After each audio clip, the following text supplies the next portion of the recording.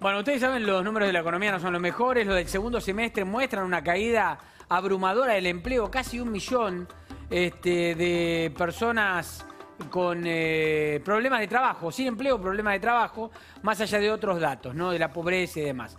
Está Victoria Giarrizo con nosotros, que es economista, para hablar de este tema. Victoria, gracias por estar en La Nación Más. Hola, ¿qué tal? ¿Cómo están? Bien. Victoria, los números que se conocieron son muy fuertes, lapidarios. ¿Vos crees que esto es lo Sí. último? ¿Que sigue la curva para abajo? ¿Que se va a A aplanar? ver, ¿Qué es lo que crees que puede pasar? no, no, yo creo que la curva, digamos, que eso va a mejorar ahora. Ya de hecho en el segundo semestre, que la actividad comenzó a repuntar, que de alguna manera prácticamente la cuarentena ya no está afectando tanto a la actividad económica y se espera que de nuevo empiece a aumentar los niveles de empleo. Lo que pasó básicamente en el primer semestre, en realidad en el segundo trimestre, fue que mucha gente salió del mercado laboral. O sea, directamente dejó de buscar trabajo, se quedó en su casa. ¿Por qué dejó de buscar trabajo? Bueno, porque quedó desocupada y la verdad que las condiciones tampoco podía salir a buscar. Entonces, tuviste 4 millones menos de ocupados de lo que tuviste en el último semestre del año pasado. La verdad que eso es muchísima gente. Entonces, lo que uno espera ahora es que la cantidad de ocupados empiece a aumentar. De hecho, por ejemplo, muchos de los que salieron del mercado laboral son cuentapropistas, gente que trabajaba por su cuenta, por ejemplo, en ferias, en el social. Toda esa gente ya empezó a reactivar sus actividades, que es de esperar que mejore un poquito, ¿no? ¿Vos crees que esa Esto no recuperación va...? significa... No, te escucho, te Sí, escucho. va a ser lenta. Va a ser No, yo lenta. creo que igual va a ser una recuperación lenta, no es que de repente vas a volver a los niveles del año pasado. Pensemos que hoy cerraron este año, van a cerrar más de por lo menos 50.000 pymes, van a estar cerrando, esa gente que se queda sin trabajo, no solo empleados, sino también los dueños de las empresas que forman parte del nivel de ocupados, ¿no? Recordemos, cuando uno habla de empleo, no habla solamente de asalariados. Va a ser difícil esa gente cómo se va a reinsertar en el mercado laboral, en una economía donde el consumo se va a mantener bajo. Lo que sí puede ayudar es que con estos controles que hay a las importaciones, de alguna manera lo que está pasando es que estamos viendo más la industria nacional, ¿no? O sea que hoy no es lo que está permitiendo reactivar un poquito la economía, sino que es justamente la mayor producción de productos locales, ¿no? Victoria, la semana que viene se va a conocer el dato de pobreza.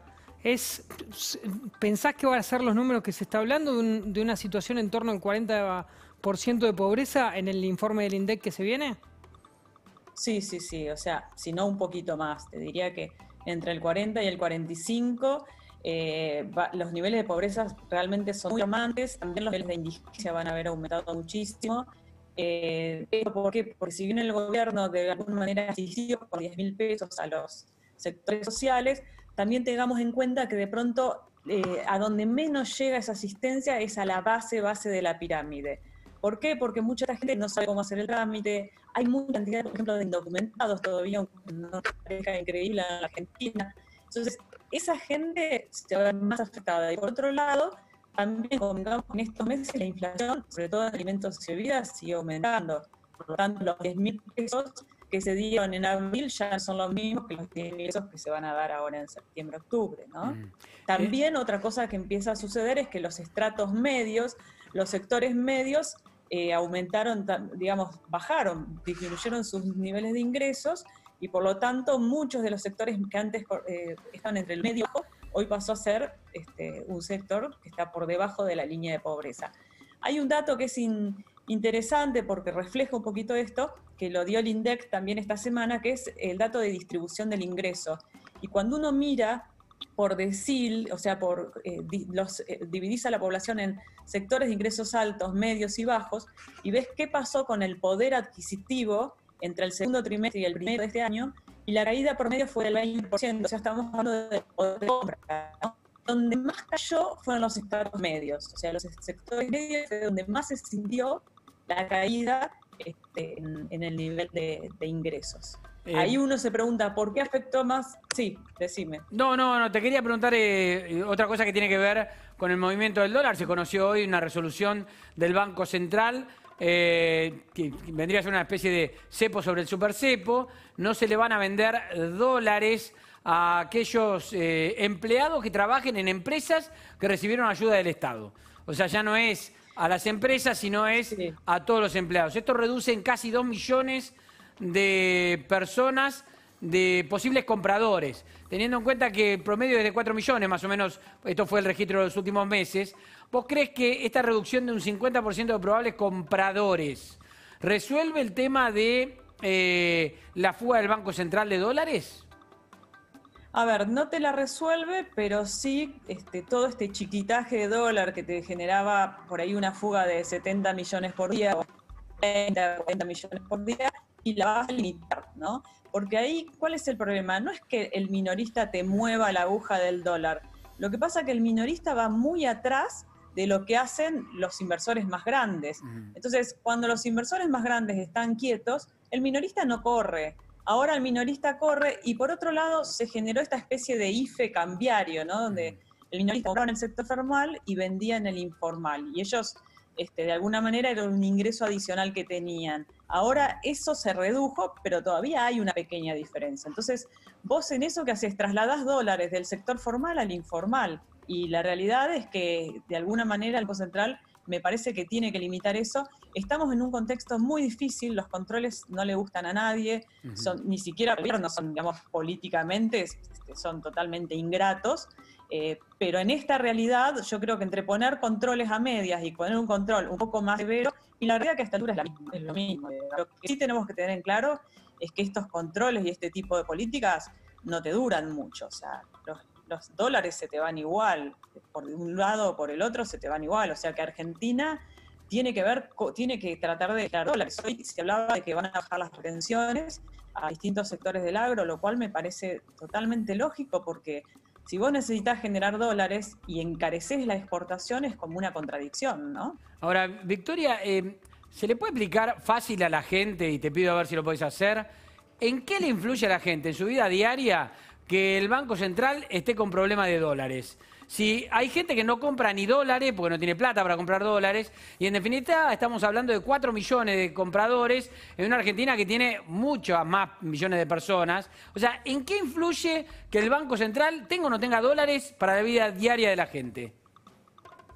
A ver, la gente influye en las expectativas de la gente. La gente se asusta y entonces va a comprar dólares, y esos dólares que ahorra tienen dos consecuencias. Primero, que las ahorra fuera del sistema financiero. Entonces, eso es fuga de divisas, ¿no? Cuando uno habla de fuga de capitales, no es solo el dinero que se va al exterior, sino también el que llevas a tu casa, el que llevas a la caja de seguridad. Entonces, es menos dinero que hay en los canales que están bajo el control del Banco Central. Y por otro lado, pensemos que es menos dinero que va a consumo, que va a inversión, que queda simplemente ahí, un toquito en casa o en la caja de seguridad. Por otro lado, esto también muchas veces alimenta estos rumores de que se viene un corralito y la gente va corriendo y saca también los dólares del banco. El tema de sacar los dólares del banco, también uno tiene que pensar que es muy difícil en Argentina que hoy haya un corralito, porque por cada dólar o por cada 10 dólares que vos tenés depositados en el banco está obligado a encajar en el Banco Central 8 dólares. Significa que la mayor parte de los dólares que vos depositaste los tiene el Banco Central. Por eso las reservas son 42.000 millones de dólares, pero cuando se habla de las reservas líquidas, que es lo que realmente puede usar el Banco Central, claro, es muchísimo menos, son 1.500 millones de dólares los que le quedan hoy, ¿no? Victoria, teniendo en cuenta el gran universo de gente que representa y que no va a poder comprar dólar ahorro a partir de octubre, habrá que ver en líneas generales cómo se termina resolviendo la medida, pero Fernando hablaba y es alrededor de 2 millones de personas. Digo, ¿es inevitable una disparada del dólar blue? Sí, el dólar blue va a ir subiendo, va a seguir subiendo. El problema de la suba del dólar blue es que uno a veces cree que es neutro sobre la economía, y la realidad es que también influye en precios. Hay muchas empresas que forman precios a partir del dólar blue. Sí, el dólar blue va a seguir disparándose porque en realidad lo que anticipa el mercado informal es que el dólar va a seguir subiendo. Y además, en la medida que los sectores que compran dólares en el mercado informal se los llevan a casa, empieza a hacer también el dólar en el mercado informal.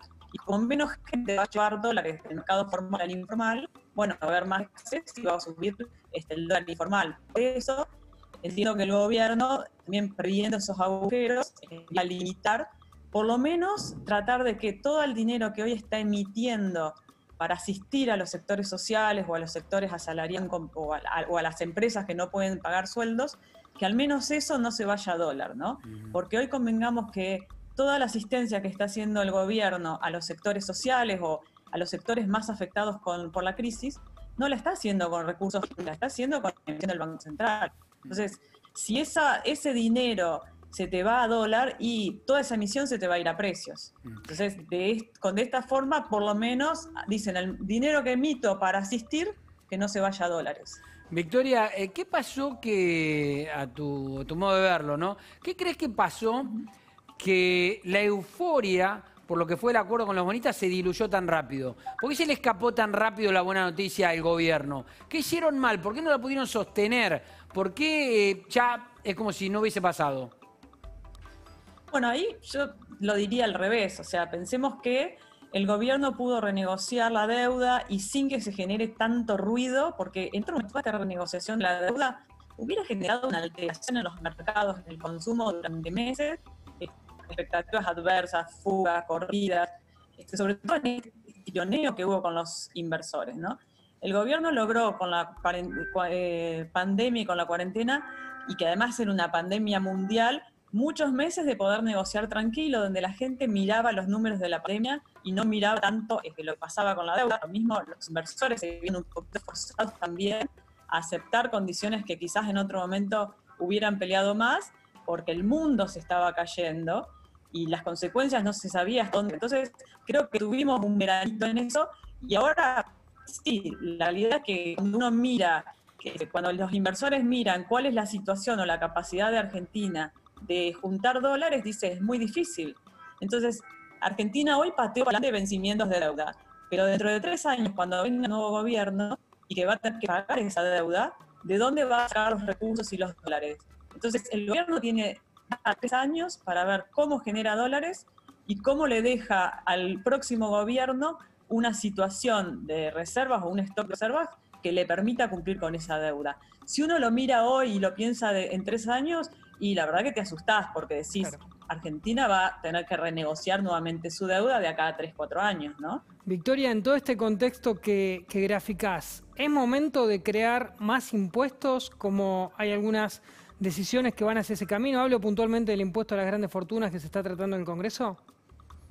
Mira, ese tipo de impuestos en otro contexto hubiera sido, o sea, si vos tuvieras una economía con un nivel tributario no tan alto ni tanta presión como tenés ahora, uno podría pensar que es un impuesto distributivo y que de alguna manera en un momento de crisis está bien que se distribuya desde los sectores que más tienen a los que menos. El problema es que Argentina tiene un nivel de presión tributaria tan alto que esto, creo que, vos fijate que hasta los sectores que no tendrían que pagar el impuesto a la riqueza, se asustan con este tipo de impuestos y están en contra.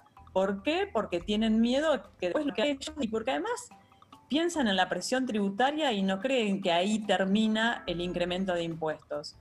Y por otro lado, ten en cuenta que hoy muchos de estos sectores que van a ser alcanzados por este impuesto son sectores que tienen más capital a invertir en la economía. Entonces, todo lo que vos le pones impuesto, en realidad también tenés que pensar que es menos inversión posiblemente en la economía. Entonces, quizás uno podría pensar en un impuesto así, pero decir, bueno, quedan exentos de ese impuesto aquellas personas que inviertan o que destinen ese dinero a determinadas cosas que te permitan activar la economía. Claro. Pero así como está planteado, la realidad es que uno dice, bueno, más presión tributaria, y Argentina tiene que ir a bajar los costos de producción, y uno de esos costos es el costo tributario. Bien, perfecto. Victoria, gracias por la charla, gracias por el diálogo con La Nación Más. No, gracias a ustedes. Hasta luego. Victoria Guiarrillo, investigadora de la UBA. Diego Laje, ¿no?